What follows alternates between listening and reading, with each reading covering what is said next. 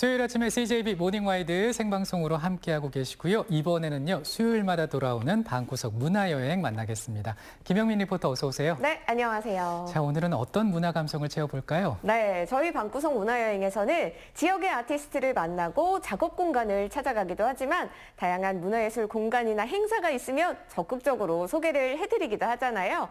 김영민 리포터가 왠지 여기도 다녀왔을 것 같다라고 생각하시는 분들을 위해서 제가 직접 프로 문화여행자로서 다녀왔거든요. 그곳이 어딘지 지금 화면으로 함께 만나보시죠.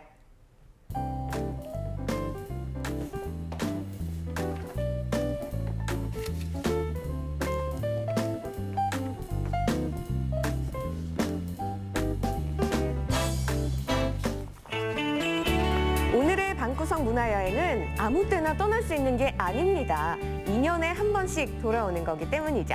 여기서부터 눈치챈 분들 계시겠죠? 저도 알 것 네, 같습니다. 여러분 안녕하세요. 저는 지금 청주 문화제조장에 나와 있습니다. 여기는 바로 2021 청주 공예 비엔날레 현장인데요. 여기는 공예를 사랑하는 많은 분들, 그리고 저 같은 어서와 공예는 처음이지 하시는 분들까지 모두 사랑에 맞이하는 그런 곳입니다.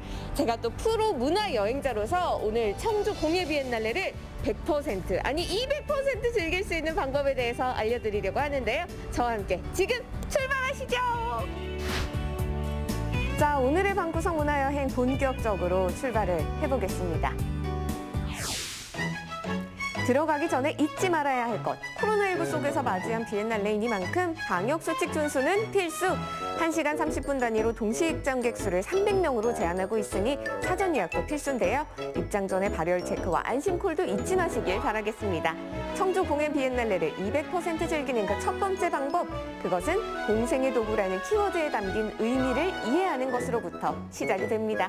주제잖아요. 그렇죠. 네. 안녕하세요. 반갑습니다. 네, 드디어 청주 공예 비엔날레가 그 문을 열었습니다. 2년 만에 돌아온 비엔날레의 주제가 공생의 도구더라고요. 또 이게 어떤 의미인지 알고 보는 것이 이런 모범 관람객의 자세 아닐까요? 네, 그 공생의 도구라고 하는 것은 우리가 함께 살아간다는 거죠. 근데 이제 이 지금 말하는 공생은 그냥 공생이 아니라 자율적인 공생의 도구예요.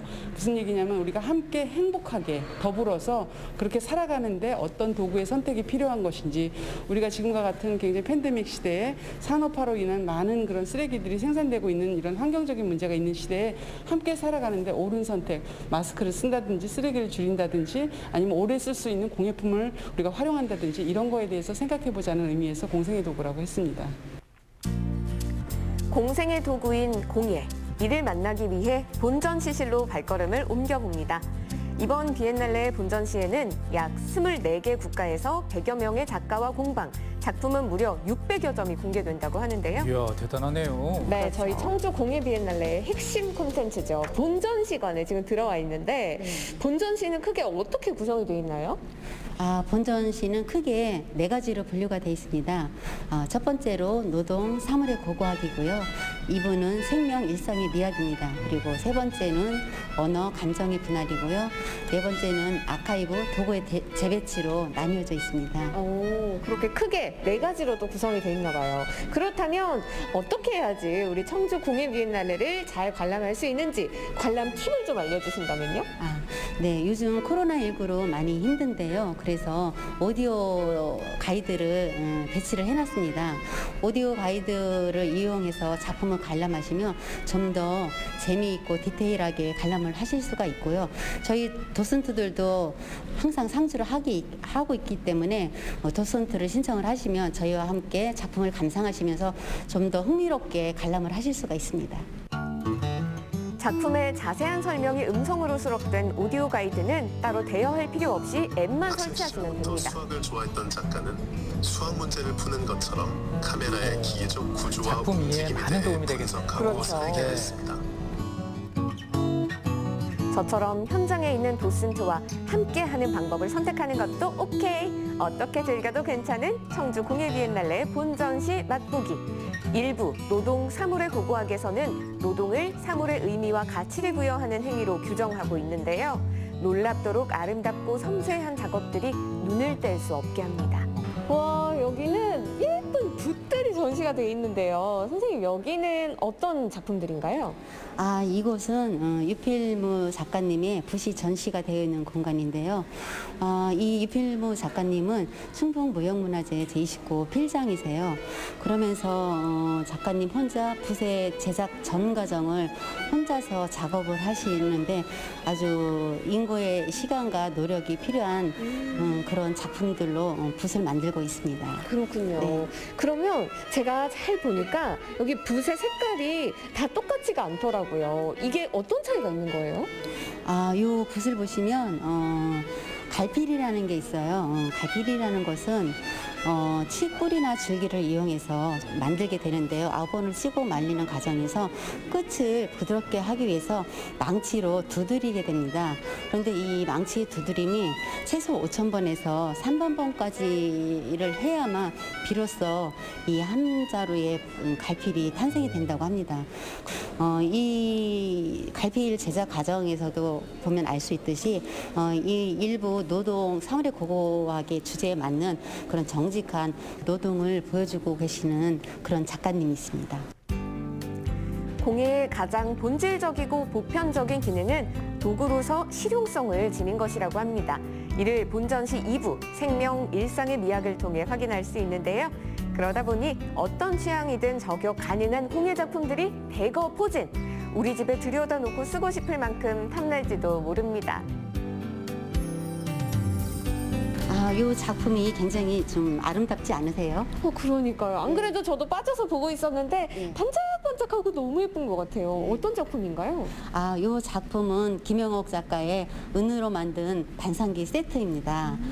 이 작가 같은 경우에는 다도문화의 영향을 받아서 한국의 주전자를 연구를 하게 됩니다. 오, 그렇군요. 근데 제가 정말 좀 인상 깊었던 건 요즘은 이런 예쁜 도자기나 그릇을 잘 안 쓰잖아요. 일회용품이나 플라스틱 많이 쓰는데, 그렇죠? 네, 맞아요. 요즘 코로나19로 배달 음식이 많아지면서 일회용품 사용량이 많이 늘어나고 있는데요. 건강한 우리 바른 먹거리 못지않게 건강하고 바른 식기 사용도 중요하다는 것을 표현을 합니다. 뿐만 아니라 2부에서는 일상을 주제로 하는 만큼 과잉 생산으로 무분별하게 소비되고 버려지는 사물들에 업사이클로서 새로운 생명과 가치를 부여하는 공예가와 스튜디오들이 참여하기도 했는데요. 그래서 만나게 된 이혜선 작가를 여러분께 소개합니다. 작가님을 직접. 네. 네. 여기에 있는 이 작업들이 부표, 바다 플라스틱이나 이런 폐 플라스틱들을 제가 해변에서 직접 비치코밍을 해온 작업들이에요. 그렇게 됐는데 이게 사실은 2016년도에 프로젝트처럼 참여했던 전시였는데 그때 했던 작업들이 좀 일회성만으로는 끝나기는 좀 아쉽다라는 생각을 해서 저는 지금까지 작업으로 풀어오고 있습니다. 오, 그랬군요. 근데 또 오늘 작가님이 해주신 작업이 이번 비엔날레의 주제잖아요. 공생의 도구랑도 굉장히 일맥상통하는 것 같아요. 네. 요 비엔날레 참여해보시니까 좀 어떠신지 궁금한데요? 일단은 이 비엔날레라는 것이 2년에 한 번씩 열리는 거잖아요. 그렇다 보니까 그만큼 자주 열리지 않으니까 여기에 참여한다는 게 되게 공예가로서는 되게 영광스러운 일이고요. 그리고 공예는 그 자체로 문화, 사회, 정치적으로 메시지를 전달하는 언어와 표현의 수단이 되기도 합니다. 이를 전달한 본전시 3부, 언어, 감성의 분할에서는 관람객을 바닷속으로 초대하는데요. 이야, 바닷속이군요. 이 공간은 이 전체가 바닷속에 제가 들어와 있는 것 같은 느낌이 들고 이 공간 자체가 작품이 아닐까 싶은데 여기는 어떤 곳인가요? 이 공간은요, 무리아나 작가의 인도네시아 작가인데요. 바느질과 털실 뜨개질로 해양 생태계를 조명하는 그런 공간입니다. 이 공간은 크게 세 가지 소주제로 분류가 되는데요.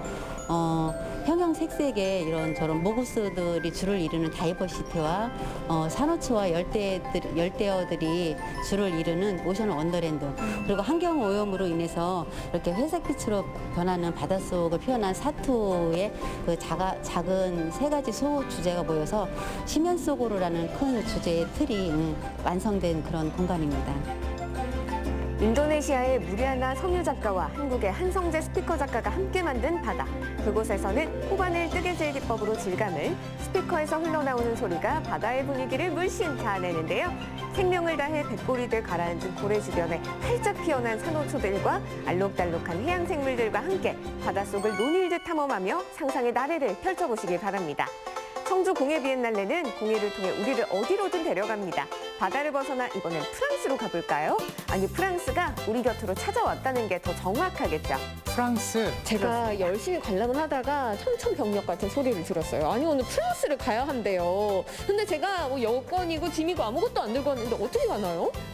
저희가 여건이 없이도 프랑스에 가실 수 있도록 여기 준비해 놨습니다. 어떡해요?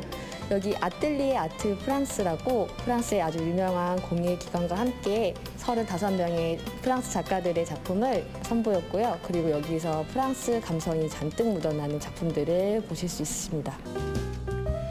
사물의 의미를 가진 오브제와 하나의 풍경 혹은 그림을 뜻하는 타블로, 이 둘이 조합된 주제하에 작업된 작품들이 감촉의 프랑스를 선보입니다. 우와, 팀장님, 저거는 약간 옷인가요? 저거 뭐예요? 저 작품은 오드타운이라는 작가의 날아오르는 여자라는 작품입니다.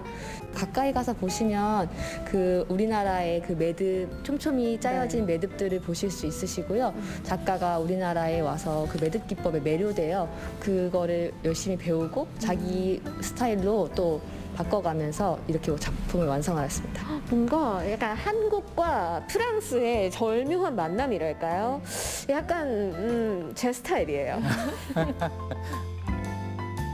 청주 비엔날레와 함께 떠난 공예 여행. 그 여정은 문화제조창에서 프랑스를 지나 문화제조창의 너른 광장에 착륙을 하게 됩니다. 이곳에서는 충북 지역에서 활동하는 공예인이 모여 공예 마켓과 페어, 워크숍을 열어두고 있는데요. 공예 여행의 여운을 달래고도 남을 만큼 살아있는 공예들이 넘쳐납니다. 자, 제가 체험 부스를 열심히 돌아다니다가 그중에서 제일 해보고 싶은 곳으로 왔어요. 작가님 안녕하세요. 간단하게 자기소개를 좀 부탁드릴까요? 저는 청주에서 가죽 공방을 운영하는 가죽 공방장입니다. 네, 반갑습니다. 가죽 공예를 하시는 분한테 제가 왔는데 그럼 저는 여기서 어떤 체험을 해볼 수 있을까요? 여기 준비되신 가죽으로요. 네. 간단하게 약실하고 장식 달고 이제 마감 꼬아서 카드 지갑을 만드는 정도. 충북 공예 워크숍은 비엔날레 기간 중 매주 금, 토, 일마다 무료로 체험과 시연을 여는데요. 총 6부로 나눠 진행되는 동안 계속해서 콘텐츠가 달라지니 사전 예약으로 꼼꼼하게 챙겨보시길 바랍니다. 해보고 싶은데요. 여러분 보이시나요? 제가 카드 지갑을 만들어봤는데 제가 만들었지만 완성도가 장난이 아니에요. 이거 뭐 립스틱 담아도 될 것 같고 뭐 돈 넣어도 될 것 같고 너무 좋아요. 작가님, 제가 만들었지만 너무 잘하지 않았나요? 네, 잘하셨어요. 그래요? 영혼 없는 대답 잘 들었습니다. 작가님이 이렇게 또 공예 비엔날레 오셔서 체험객들을 만나보시니까 좀 어떠세요? 일단 저희 요즘 코로나 때문에 공방분들이 다들 힘드신데 이렇게 나올 기회가 있어서 같이 참여도 하고 시민들도 뵙고 간만에 아주 좋은 뜻깊은 자리인 것 같습니다. 2021 청주 공예 비엔날레는 이제부터 시작입니다. 이 다음은 이곳에 찾아올 여러분의 몫이겠죠? 이번이 아니라면 또다시 기다려야 할 2년. 공생의 도구, 공예를 확인할 수 있는 그 기회를 놓치지 마시길 바랍니다. 앞으로 또 오랜 시간 동안 우리 공예 비엔날레가 또 이어질 텐데 어떤 비엔날레가 좀 됐으면 좋겠는지 궁금한데요. 네, 국내에서 광주 비엔날레, 일단 부산 비엔날레, 청주 비엔날레가 3대 비엔날레입니다. 공예 비엔날레로서 전 세계에 대해서 항상 메시지를 던질 수 있는 그런 중요한 어떤 그런 정체성을 갖는 그런 비엔날레가 됐으면 좋겠습니다. 네, 좋습니다. 그럼 저희 오늘은 이렇게 좀 마무리를 해보도록 하겠습니다. 우리 모두 공생의 도구 청주 공예 비엔날레에서 만나요! 네, 청주 공예 비엔날레가 개막했다는 소식은 지난주에 접해서 알고 있었는데 이렇게 속으로 들었다 보니까 볼거리도 많고 정말 다채롭네요. 맞습니다. 네. 제가 화면으로 보여드린 건 극히 일부에 불과합니다. 그냥 비엔날레를 손가락으로 콕 찍어서 맛봤다 이 정도거든요.